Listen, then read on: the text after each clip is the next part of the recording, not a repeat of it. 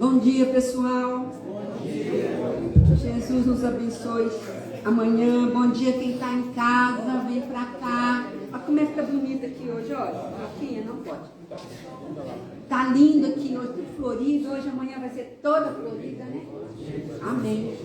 Vem pra cá, gente. Vocês estão aí em casa. Vem pra cá. Solão daqui da Capela do Sol, a energia boa da Capela do Sol. Todo mundo vem para cá. Os trabalhadores que estiver lá fora vêm para cá também, no salão. Vamos que vamos.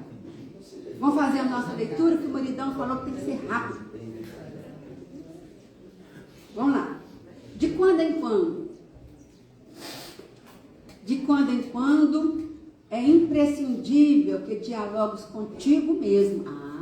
Eu estava conversando.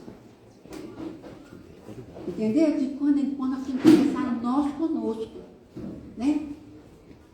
Que te contemples a sós, na face espelhada da consciência. Que te indagues quanto aos teus propósitos na vida.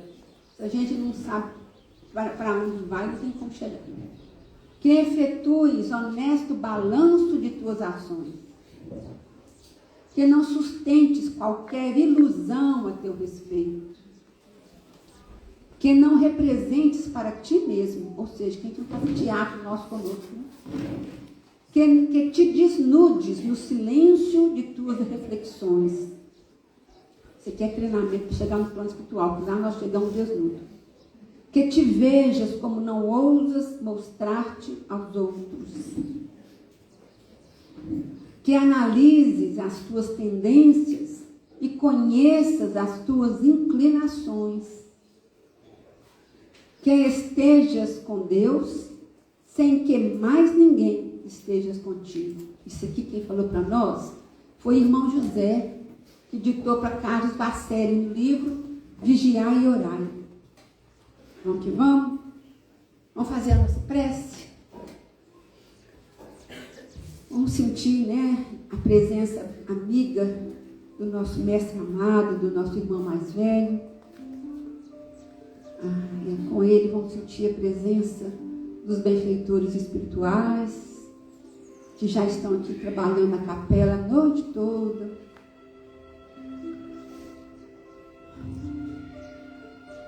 Mestre amado Jesus, nós te louvamos e te agradecemos, Senhor, mais essa oportunidade de estarmos reunidos em seu nome. É uma bênção, Senhor, estarmos reunidos em seu nome, na certeza de que só assim, olhando o seu ensino, a sua boa nova, e buscando nela, Senhor, aquilo que nós precisamos para nos fortalecer e nos direcionar, só assim nós conseguiremos entender para onde vamos e, em consequência, aprender o caminho. Abençoa, mestre amado, essa manhã de trabalho. Abençoa cada um que está aqui presente no salão.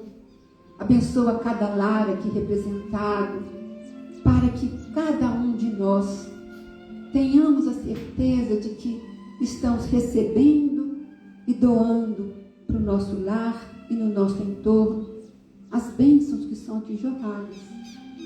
Abençoa, irmão querido, o expositor desta manhã, que ele esteja acompanhado por seu amigo espiritual, que esteja intuído, Senhor, e que possamos, ao ouvi-lo, sentir em nós tudo aquilo que ele vai nos falar. E assim, confiantes, pedimos permissão para iniciar os trabalhos dessa manhã. Que assim seja. Trabalho que vocês estão vendo que é especial, né, gente? Vocês já estão notando o clima. Então, hoje nós vamos ouvir uma mensagem de extrema importância para nós. Um alerta, um aviso, uma notícia que nós já sabemos, mas que não prestamos atenção. O plantio é opcional. Agora, a colheita, essa é obrigatória. Plantamos limão, vou colher limão, não tem nada aquele laranja. Quem vai falar para nós é lá da casa espírita que eu fui lá semana passada, quinta-feira. Mensageiros, ali no Boa Vista, perto da ABB. E é o nosso querido Otávio Pontero. Seja bem-vindo. Que Deus te abençoe. Fica à vontade, a casa é sua. Né, Gisele? É isso mesmo. Não leva ela não. Pode não. Gente, a palestra hoje é como plantar eucalipto. É como plantar eucalipto. Planta, formiga vem e corta, a gente planta de novo e testar. Tudo bem? Bom dia. Gente, falar que hoje é uma alegria gigantesca para mim. A capela é uma casa que eu sempre tive muito carinho. E quem me conhece, ou já assistiu algum bate-papo meu, que eu não gosto muito do nome de palestra, porque palestra para mim é alguém expondo. E eu não estou expondo nada, eu estou trocando. E às vezes eu estou muito mais recebendo do que oferecendo. E se é um bate-papo a gente tem uma ideia de quem a gente vai encontrar, se vai ser bom, se não vai, mas ele não é planejado. E a Capela do Sol é uma casa que eu sempre tive um respeito muito grande. Quando eu vi no encontro de carnaval aqui, eu ainda comentei isso, que quando eu fui convidado para aquele encontro, eu falei, nossa, mas a capela, eu não sei porque a capela para mim, eu vejo ela num patamar diferente. E aí ontem à noite eu preparei os slides, PowerPoint, pedi ajuda de inteligência artificial, que eu nem sei usar, e eu falei, na capela vai ser diferente. Fiquei até tarde da noite preparando isso. Acordei hoje de manhã e falei, de jeito nenhum, vai ser do jeito que eu gosto. É no gogó, é no olho a olho, no tete a tete. E aí preparei algumas coisas para trazer, fiz algumas anotações, trouxe algumas coisas que são sagradas para mim. Chegou aqui eu encontro com a Érica, com a Mirley. E aí, Érica, durante a prece ali, meu olho encheu d'água. Porque são reencontros. E a gente vai reencontrando e reencontrando. E uma das principais colheitas que eu faço hoje, Érica foi uma das semeadoras. Então ela fez parte de tudo isso. E, Raquel, a espiritualidade é tão maravilhosa. Você começou falando de olhar para si. E uma das principais tópicos que eu coloquei ali, eu coloquei isso. Quem que dá conta de olhar para o espelho e ficar 20 minutos olhando para o espelho? Eu também não. Olhando para si. Eu e Henrique, a gente fez um curso há um tempo atrás, que a gente tinha que ficar 2 horas olhando dentro do olho do marido, da esposa, mas só do olho esquerdo. Se você olhasse para os dois, você podia mudar o foco.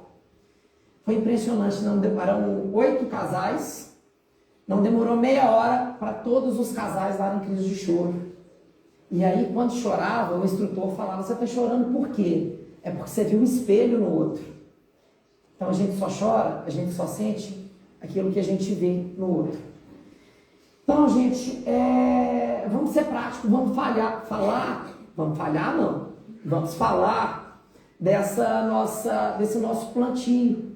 Quando fala de plantar, a gente pensa na semente, né? O que eu vou plantar, o que eu vou colher. Só que o plantio, gente, vai muito além disso. Escutei uma palestra essa semana da Maíse Braga, que ela cita a plantação de maçã. Se a maçã tivesse só a função de reproduzir, uma única maçã ia gerar quantas mudas, quantas sementes que tem. A função é muito mais do que isso. É a sombra, é a nutrição, é um romantismo de ver aquela árvore crescendo, é tudo junto. Então o principal plantio que a gente tem está no campo das ideias, está no nosso pensamento. O que a gente pensa, a gente atrai. E o que a gente tem plantado? O que a gente tem seguido? Então hoje, se você saindo daqui com a pulga atrás da orelha de falar assim, eu vou tentar olhar no espelho e ver o que eu estou fazendo da minha vida, eu já fico muito satisfeito com vocês. E esse agora, até aqui, Raquel, o agora, é o olhar interior. Então a gente tem que olhar para esse interior nosso e pensar, o que eu estou plantando hoje? Porque colhendo a gente já está, gente. Nós estamos vivendo num mundo que nós produzimos. Ah, mas o que eu estou passando aqui agora, eu fui tão boa nessa vida, eu ajudo todo mundo desde que eu nasci, eu sofro desde que eu nasci. Ô, gente, vamos abrir a cabeça? Nós estamos pensando do berço na sepultura. Mas tem quantas encarnações lá para trás? Quanta coisa que a gente já fez que a gente nunca imaginou? Quantas vezes que eu numa conversa com a pessoa, eu não percebi a diferença que eu fiz na vida daquela pessoa? Isso tudo é plantio. E a colheita vai vir de alguma forma. Então, primeiro passo, vamos mudar a nossa forma de pensar. Vamos mudar a nossa forma de agir. Porque quando a gente muda, Deus nos deu uma capacidade, um privilégio gigantesco, que é a reencarnação. O que é a reencarnação? É a nova safra.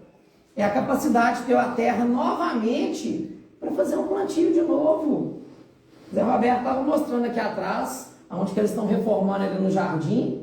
Está chegando setembro, é a época de chuva, é a época de plantar. Essa vida é o nosso setembro. É a hora de replantar, porque nós já perdemos colheitas demais lá atrás. E se a gente pensar que essa encarnação é a que nós somos melhores, que porcaria que nós fomos, né? Mas temos que nos culpar? Temos que nos culpar, não, gente. É a hora que eu falo lá no consultório com as mães. Eu falo, olha, a mãe não erra. Mãe não tem informação certa, na hora certa, ou não deu conta. Só que a gente não pode usar isso de desculpa para falar assim, eu errei porque eu não consegui. Pelo menos tentar, a gente tem que tentar. Então, não vamos nos culpar. Mas vamos pegar a responsabilidade daquela colheita errada. Porque a culpa eu só carrego. Responsabilidade eu mudo. Se eu sou responsável por aquilo, eu também sou responsável por mudar. Eu sou responsável por melhorar isso. E quando Deus nos permite a reencarnação, é a medicação que Ele nos dá. É o adubo, é a chuva no momento certo. Agora, se eu tenho um adubo e eu não uso, a opção foi minha. O momento é meu. E não adianta a gente ver a pessoa plantando errado e ir lá e plantar para ela. Um exemplo para mim que é o mais clássico que tem é André Luiz.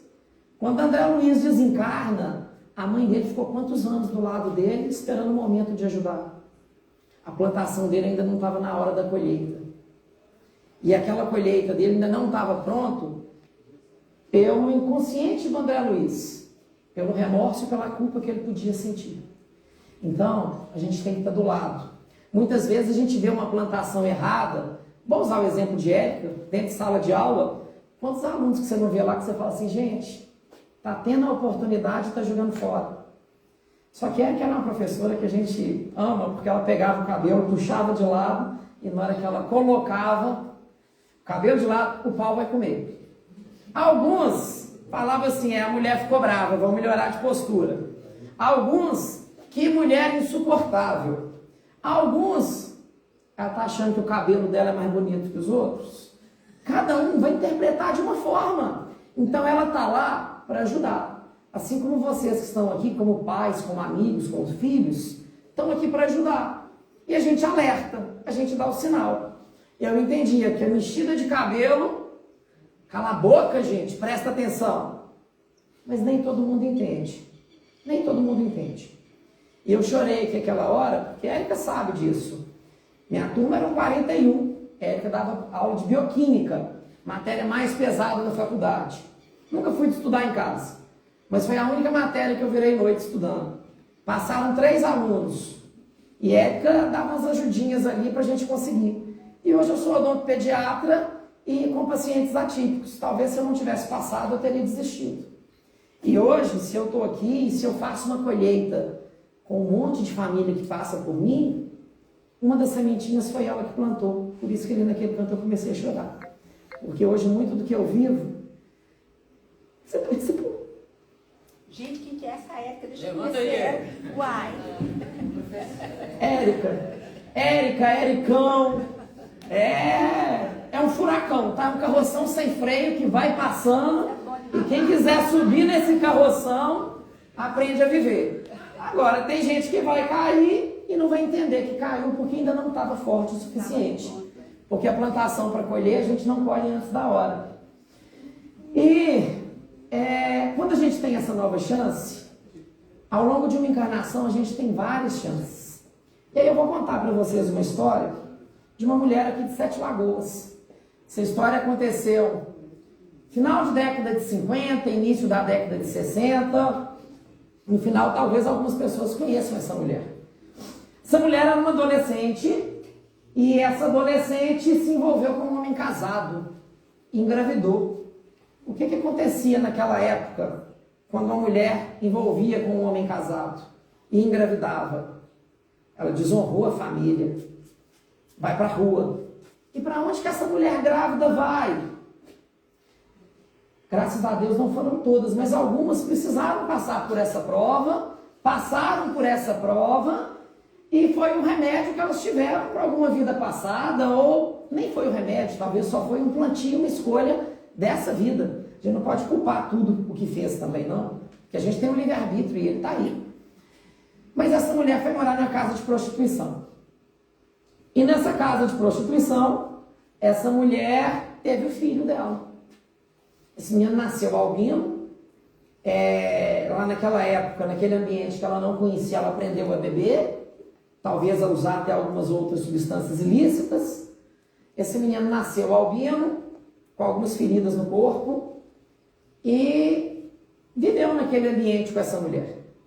Quando ele tinha 7 meses de idade, ele estava atrás de uma porta, e atrás dessa porta tinha um copo de café.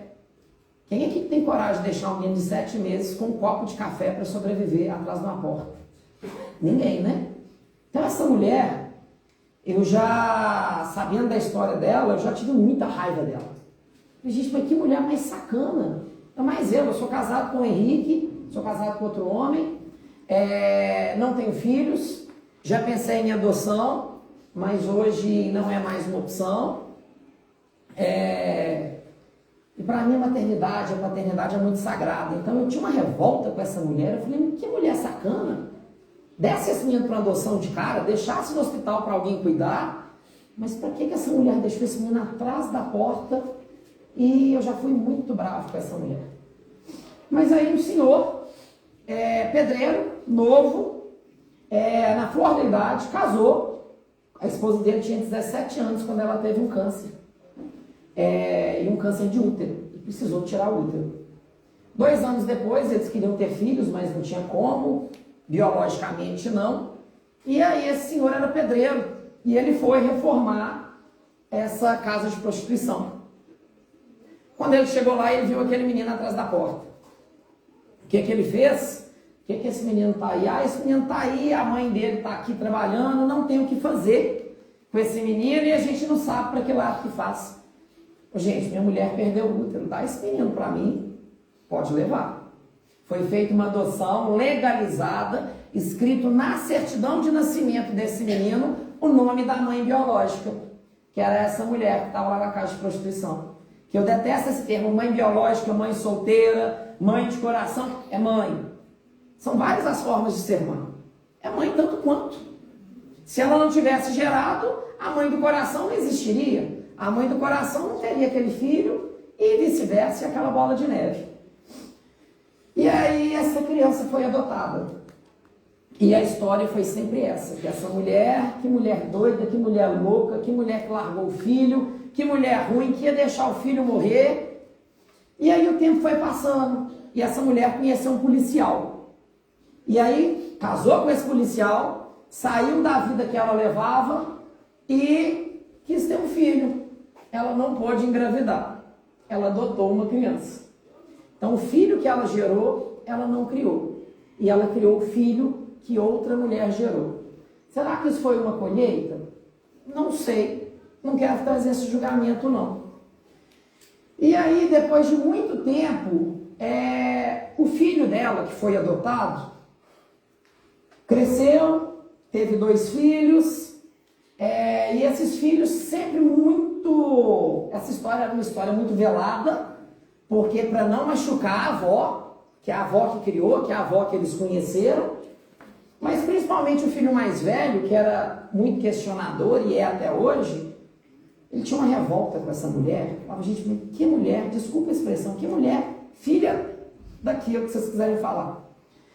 E aí esse filho perdeu A avó perdeu o pai, não foi um momento fácil, porque o pai morreu de Covid, ele herdou uma avó com Alzheimer, e aí ele foi numa terapia e mandaram ele fazer uma constelação familiar. Não acreditava, mas vai lá para ver o que é. E na constelação, a pessoa que ele mais chorou foi essa mulher.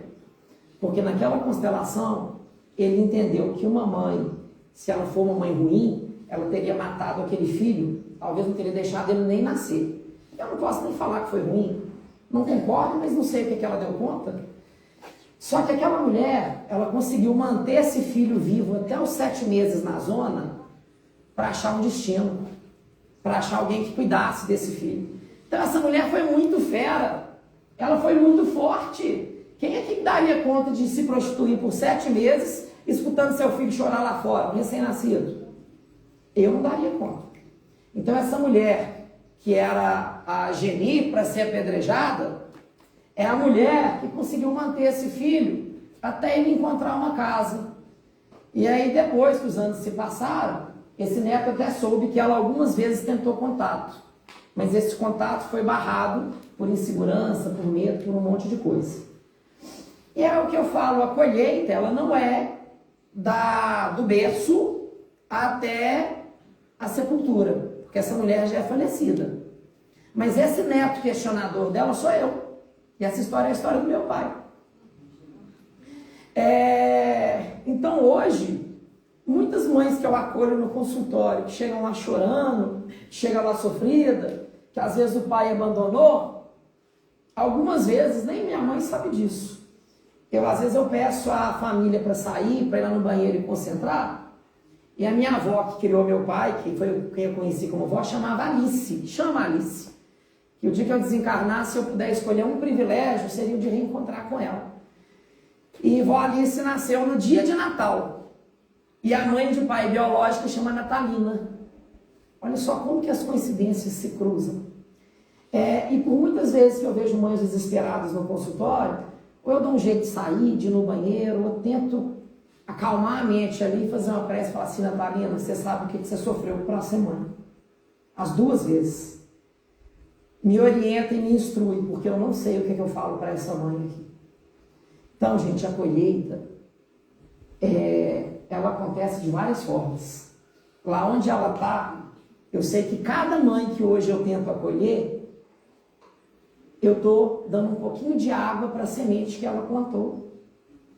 Por que eu falo isso? Porque é muito fácil a gente julgar, esbravejar, reclamar e revoltar com Deus. Só que a gente não entende o que a gente passou, o que a gente fez. Talvez eu te machuquei, Raquel, sem nem saber. E aí aquilo ali me gera uma carga que a gente tem que ter uma resignação. Você fala, gente, mas eu ajudo tanto, eu faço tanto isso e Deus só me bate. Porque eu estou pensando nessa vida. Talvez essa batida que eu estou tendo, eu não estou tendo uma batida. Era para ter sido muito pior. Só que Ele me permitiu aprender. Então é hora que a gente tem que entender que é a escolha de cada um. E essa escolha de cada um, a gente sempre tem uma chance. A gente sempre pode mudar. Sempre tem outra opção, gente. Sempre. Sempre tem outra opção. Ah, mas eu estou num beco sem saída. Tem opção. Você tem unha, cava. Tem uma caixa ali do lado, sobe. Volta no beco sem saída e encara aquele bicho que está lá de frente para você. Sempre tem uma opção. Só que a opção é de cada um. Então, não tenta fazer a opção para o outro. Por muitas vezes, a gente tem que fazer o papel da mãe do André Luiz. De ficar perto, de olhar, de rezar, de fazer prece, de acreditar e deixar aquilo tudo muito claro. E quando eu falo que os frutos a gente pode ressignificar, as primeiras palestras que eu fiz, eu preocupava muito em falar sobre o Evangelho. Essa passagem do Evangelho segundo o Espiritismo, essa passagem do Livro dos Espíritos. E aí eu tenho uma grande amiga, que é a Adriana Fernandes, que é espírita lá de Belo Horizonte, que eu falei, Adriana, eu estou mudando um pouco meu perfil e eu não estou citando nenhum livro espírita. Falou, Otávio, a gente tem que entender que o Evangelho somos nós. Aquele ali é o que nos guia. Mas a forma que você vive, a forma que você fala, é uma forma de pregar o Evangelho. E aí eu tentei trazer essa frase para mostrar o tanto que a gente precisa de ressignificar. Essa passagem de semeador, das escolhas. E aí hoje de manhã eu fui procurando alguns livros que eu pudesse trazer que não fosse da doutrina. Ana Cláudia Quintana. Eu amo os livros dessa mulher.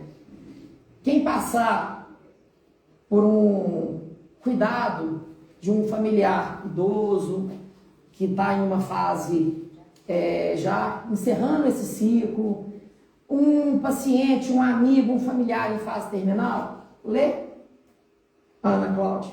Ela é uma médica intensivista que trabalha com o tratamento paliativo em São Paulo. E teve um dia que ela não aguentou mais, ela falou, não estou dando conta. Eu estou dentro do carro, chuva caindo e meu paciente morrendo dentro de casa. Ela aprendeu a ressignificar. E ela aprendeu que o tratamento não era, por muitas vezes, colocar uma dose forte de medicação na veia. Era abraçar aquele paciente. Ele precisava daquele carinho. Até porque quando a gente atende um paciente em fase terminal, ele não está preocupado com a cura. Ele está preocupado com a dignidade dele. Hoje eu tenho algumas crianças em fase terminal comigo. Outro dia eu atendi uma criança e teve uma situação no consultório que a mãe começou a chorar. Essa criança tem 3 anos. É claro que para Deus nada é impossível, para a espiritualidade tudo é possível, mas hoje não se tem muita esperança da cura dessa criança nos próximos 2 meses. Então é uma partida iminente. E ela chegou no consultório, a mãe começou a chorar, ela virou para a mãe e falou, está chorando por quê? Quem vai molar com o papai do céu sou eu e eu não estou triste? Então, quando uma pessoa está numa fase paliativa, é o momento que mais nos ensina. E é o momento que a gente mais pode acolher. Meu pai morreu de Covid e eu e pai, a gente, infelizmente ou felizmente, eu sei os nossos vínculos passados, mas a gente não se batia nessa vida. E me ligaram da UTI com o pai para morrer. Claro que, seu pai não aceita ser entubado. E eu não sabia, só entubava se a pessoa permitisse ou se ela perdesse a consciência. E aí me ligaram para eu convencer pai a ser entubado. Naquela conversa, eu espero, acredito, e se pai estiver ouvindo onde que ele estiver, eu perdoo e espero ter sido perdoado. Naquela última conversa eu acolhi. Ele pediu para cuidar da minha mãe, para cuidar da minha avó e para cuidar do meu irmão. E que ele ia morrer. Ele falou comigo que ele iria. E na hora, o que eu podia fazer? Escutar. Escutar e acolher. E aí, o outro livro, que isso aqui é minha paixão, meu consultório, é cheio de pinturas dele. Deve ter uns 4, 5 exemplares desse livro, que é o Pequeno Príncipe. Qual o nome do livro? Esse livro aqui, para a vida toda valer a pena. Eu não vou poder ir, senão vai dar microfonia, mas pode vir cá, pode ir lá? Esse é seu. Para a vida toda valer a pena. Ela chama Ana Cláudia Quintana. Ela tem vários livros. Qualquer um que lê dela vai ser bem aproveitado. O outro, Pequeno Príncipe, que ele já começa com a frase: eu tenho medo de agulha, tá, gente? Eu sou dentista, mas eu desmaio para tirar sangue. Mas quando eu fechei meu diagnóstico, eu fiz essa tatuagem com a letra da música Aos Pés do Monte de Tim e Vanessa, que é pra gente ser manso, ser leve, pobre de coração, e o balão do autismo para lembrar que a gente pode ir onde que a gente quiser. Mas tem que ter uma cordinha pra gente lembrar que tem que voltar para a raiz, né? E agora eu vou fazer outra, que vai ser essa frase: o essencial é invisível aos olhos. E a gente é responsável por aquilo que a gente cativa. Então isso aqui é um outro exemplo gigantesco. Começa a enxergar além das entrelinhas, gente. Começa a ser responsável por aquilo que vocês estão cativando. Para de carregar a culpa. A culpa não te leva a lugar nenhum. A culpa só te arrasta. A culpa é uma bola presa no seu pé que você está carregando. Chega na pessoa e pede desculpa.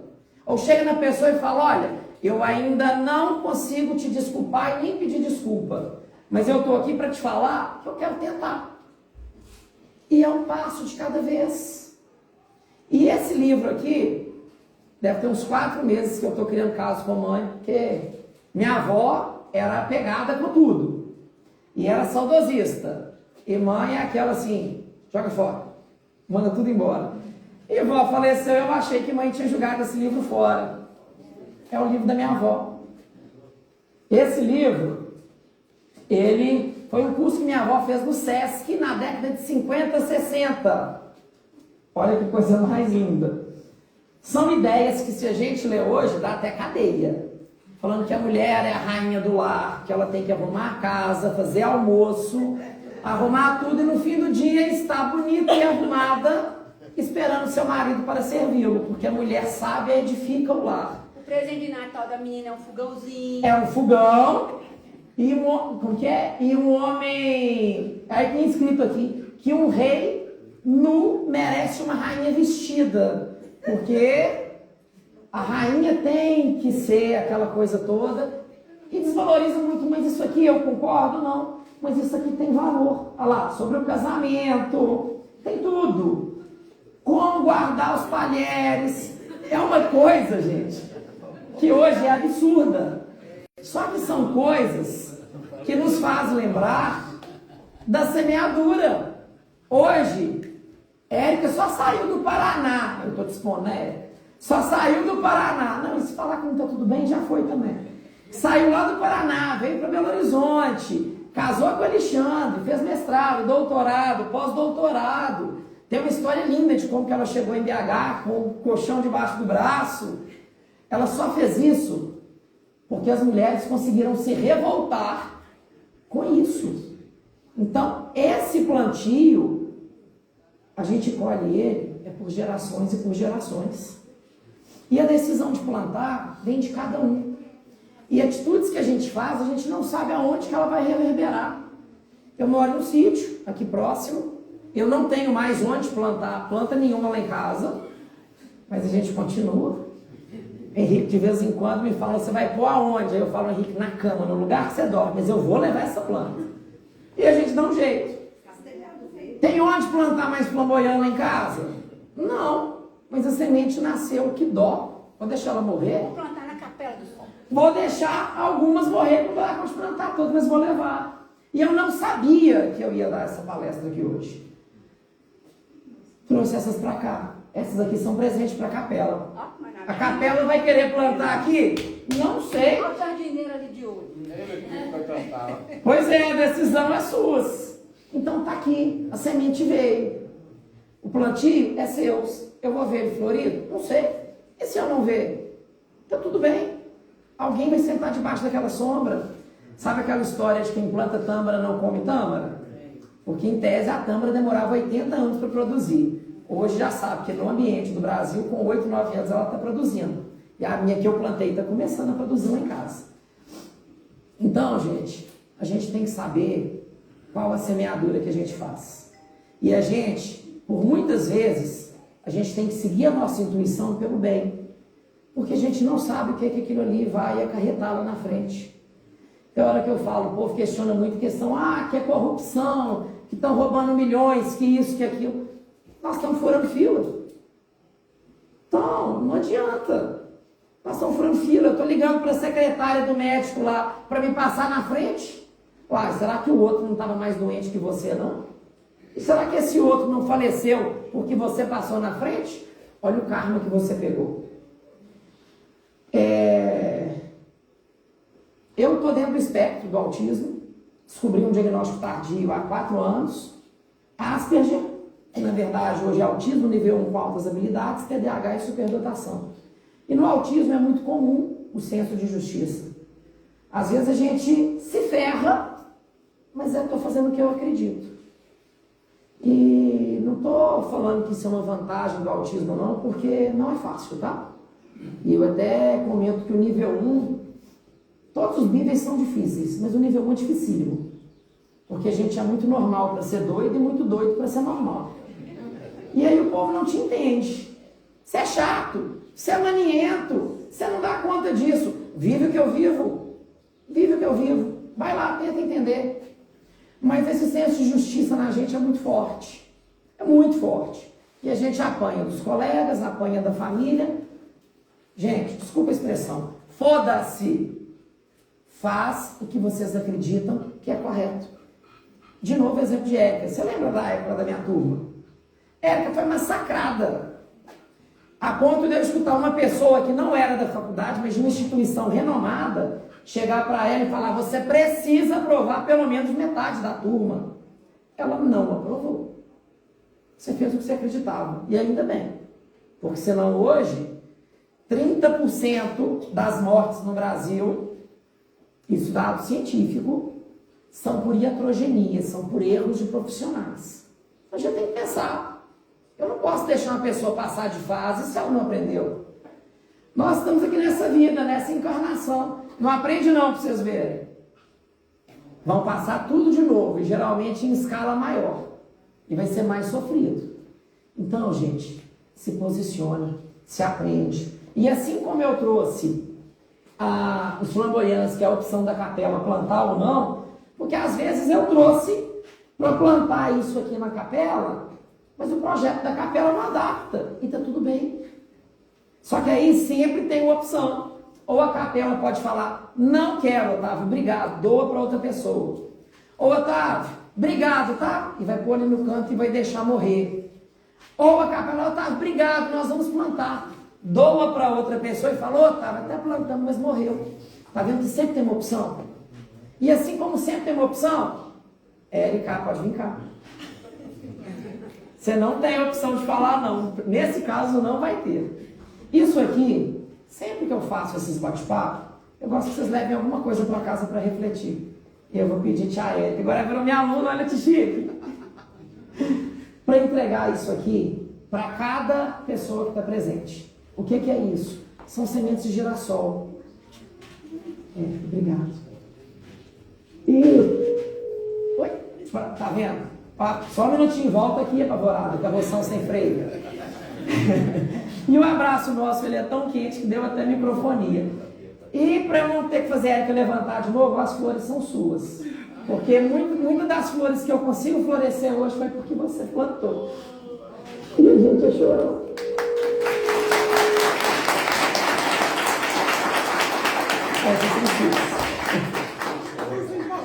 Pela primeira vez.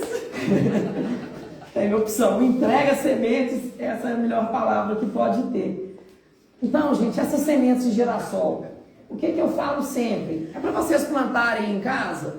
Talvez, mas tem um monte de semente de girassol aí. Na hora que tiver, tá chegando a época de chuva.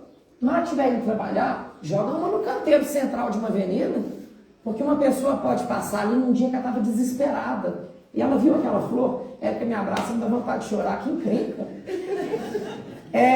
E aí a pessoa viu aquela flor pode mudar a vida daquela pessoa. E aquela flor pode transformar a vida, gente, de um jeito que vocês não imaginam. Então, a gente não planta pra gente. A maçã, que a Maíse Braga falou lá, ela tem uma função muito maior do que a semente. Então, essa semente não é para produzir uma flor. É para produzir sentimento, é para produzir reflexão, é para produzir pensamento, é para produzir responsabilidade. Se vocês tivessem vindo aqui a passeio, quando a gente viaja, um passeio são 7 dias, tá? 7, 10 dias, rapidinho vocês voltam. Vocês estão aqui há quantos anos? Pretendemos ficar mais alguns, né? E aí, a hora que eu falo da opção, vocês estão lembrados da menina que eu falou que, papai do céu, eu vou morar com o papai do céu e eu não importo? Nessa hora a mãe chorou. E aí, eu já chorei com família de paciente, eu choro, eu sou de carne. Mas a primeira vez que eu chorei num consultório com um paciente, Alexandre está na saúde, dentista também, é colega de profissão, ele sabe que a gente chora, dói na gente. Que foi o que eu falei com a minha secretária que está comigo agora. Ela falou: Otávio, eu gosto de criança. Mas você não precisa de gostar. Você tem que sentir dor. Tem que doer em você. Porque se dói, você toma atitude. E aí a gente também chora. Mas tem hora que a gente tem que saber reverter esse choro para conseguir acolher. E na hora que essa criança chegou para mim, para a mãe, e falou: eu vou morar com o papai do céu e eu não estou triste, por que você está chorando? A mãe chorou. Eu, na hora, eu tive vontade de chorar, de bater ombro, de soluçar. Podia? Podia, mas não devia. Porque aquela mãe, naquela hora, a dor dela, com certeza, era infinitamente maior do que a minha. que eu fiz? Eu tinha opção. Então a gente sempre tem algumas alternativas. Eu falei, mano, me deu uma dor de barriga aqui agora, e a gente fala no tom de brincadeira, e eu vou ali no banheiro. E aí eu fui no banheiro. E na hora que eu fui no banheiro, como que eu voltei do banheiro? Aí eu voltei do banheiro da seguinte forma. Com a peruca de palhaço. Voltei, além da peruca, com o nariz de palhaço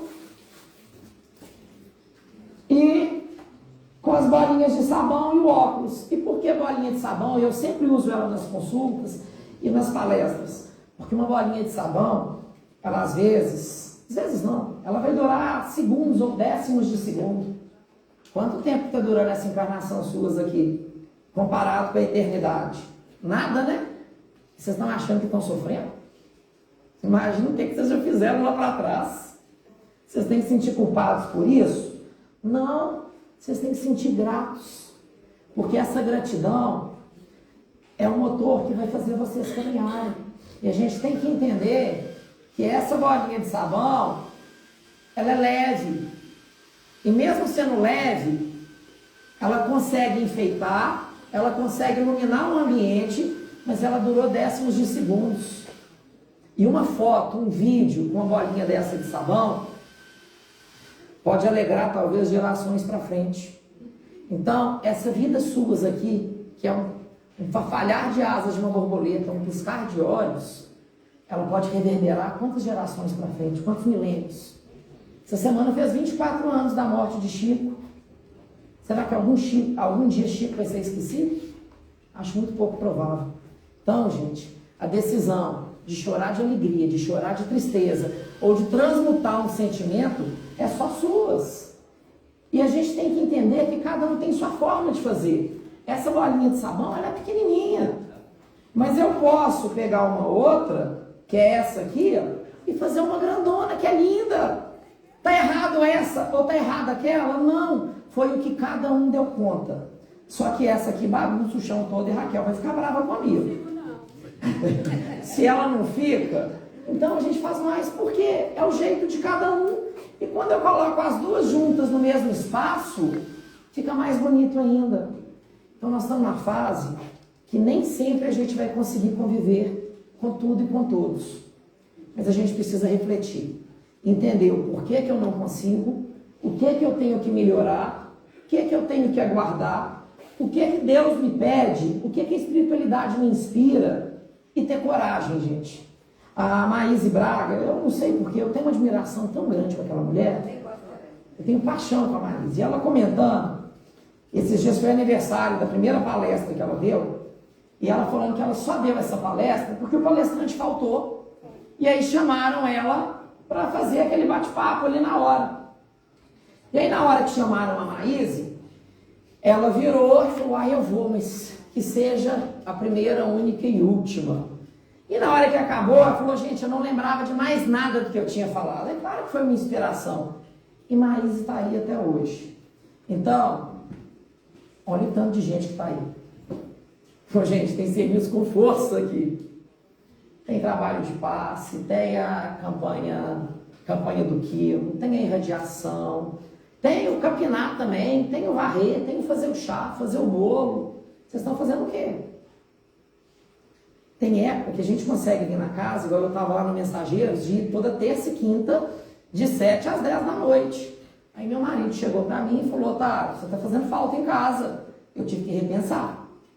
Porque o seu principal templo é a sua casa, é o seu corpo. E aí eu fui para o Allan Kardec, fiquei lá por um tempo, porque era só no domingo de manhã, e agora eu voltei para o Mensageiros. Mas voltei e falei, gente, não estou na mediúnica, não estou no passe. Eu ainda brinquei, eu falei, agora eu estou só sugando nas palestras. Daqui uns dias eu vou voltar a trabalhar de alguma forma. Hoje eu já falei com o Henrique. Falei, Henrique, eu quero ir lá na quinta, mas eu descobri hoje que tem estudo aqui no domingo de manhã. Vão vir para o estudo. Então, gente, a atitude e a iniciativa é de cada um. Então, quero agradecer muito, Raquel, o convite de hoje, a oportunidade. E essas flores, que essas aqui são da Érica, elas têm significado para mim. Tudo nessa vida tem que ter um significado, que seja o cair de uma folha. Esse aqui é o bambu da sorte. Bambu da sorte, coloca na água, se não quiser plantar na terra, ele vai ficar lindo ali a vida inteira. Bastão do imperador, eu acho essa planta maravilhosa, ela é deslumbrante. E é uma planta, depois se vocês quiserem ver, isso aqui é só a inflorescência, a flor mesmo está lá dentro, amarelinha. E ela é feita de um formato que o beija-flor consegue nela. É o único pássaro que poliniza ela, são os beija-flores. E essa mini rosa aqui, olha que coisa mais linda. Essa mini rosa meu pai plantou antes de morrer. Então, sempre que eu posso, eu levo isso. Por que eu sempre levo essa mini rosa? Para que aonde ele esteja, ele saber que a sementinha que ele plantou com a minha vida e com o que ele pôde fazer por mim, de alguma forma está florescendo aonde que ele estiver. E aí, Raquel, esse aqui, um dia que Zé foi lá em casa, ele levou um caminhão de planta lá de casa. Dessa aqui ele trouxe um monte. Tem alguém aí que quer uma muda dessa? Agora vocês vão sortear. Vocês têm uma escolha, eu não sei como, mas eu vou escolher para vocês. Você foi a primeira que levantou a mão. Isso, lá atrás. Eu vou te dar uma muda, depois eu vou dar um jeito de trazer mais mudas para cá e aí vocês vão pegando. Mirley, eu vou dar um jeito de levar a sua.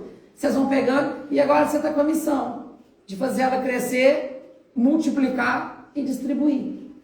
E quem levantou a mão e não ganhou, eu vou avisar a Raquel. Eu acho que talvez domingo que vem eu consiga vir. Se eu vier, eu trago mais umas 10 mudas e vocês buscam aqui. Até bom que é mais um tipo para não faltar, tá? Essa lá é qual? Essa aqui é o bastão do imperador. Ah, bastão. Aí tem ela dessa cor, tem a branca e tem a de porcelana. Vocês têm as três. Te dei as três. Nós plantamos, não foi, Bíblia? Tem uns que estão pegando lá, eu estava olhando ontem. Não, se não pegar, tem onde buscar mais. Mas então hoje, que todos recebam essa flor através de você, de uma forma simbólica, e eu vou dar um jeito de trazer para mais. Porque se a alegria contagia, a tristeza contagia, as plantas, elas contagiam, multiplicam e transbordam. Então, gente, se permitam florescer, floresça aonde que Deus plantar vocês, com a missão que vocês têm. Desculpa se eu falei alguma bobagem, e obrigado por tudo, gente. Só posso agradecer.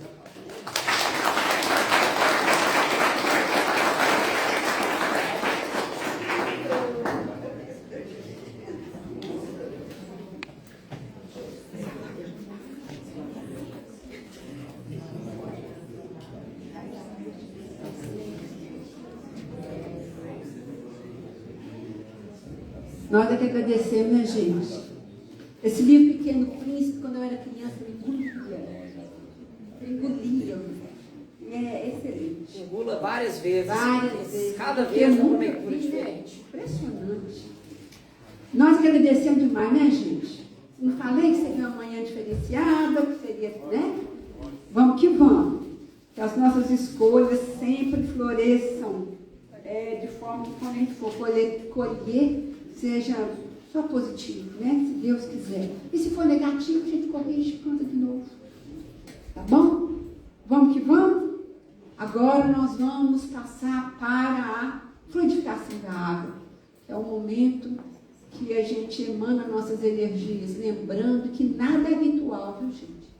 Não é um ritual externo que a gente faz para preencher espaço, não. A fluidificação da água é o momento em que nós buscamos colocar nas águas que nós vamos beber, nas águas de nossa casa, os elementos necessários para a nossa organização, para o nosso equilíbrio. E eu faço isso emanando lá para Belo Horizonte, para a casa do meu irmão mais velho, e eu tenho tido conversas com ele, eu vejo que a coisa está dando certo, sabe?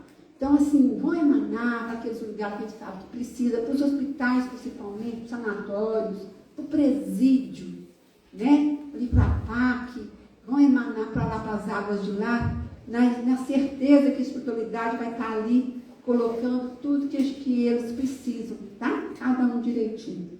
Vamos que vamos.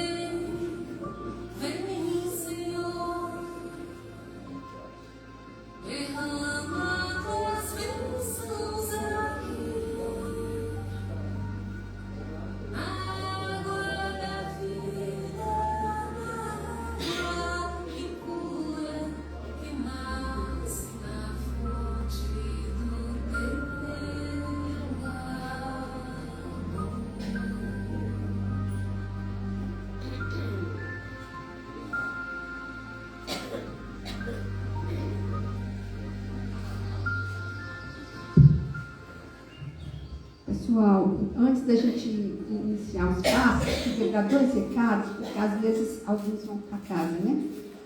Domingo que vem nós teremos aqui a nossa venda de tortas, a nossa marmitex, arroz, frango, farofinha gostoso, que a gente faz para manter, né, os trabalhos na casa. Precisa, né? Os gastos são muito, então a gente faz.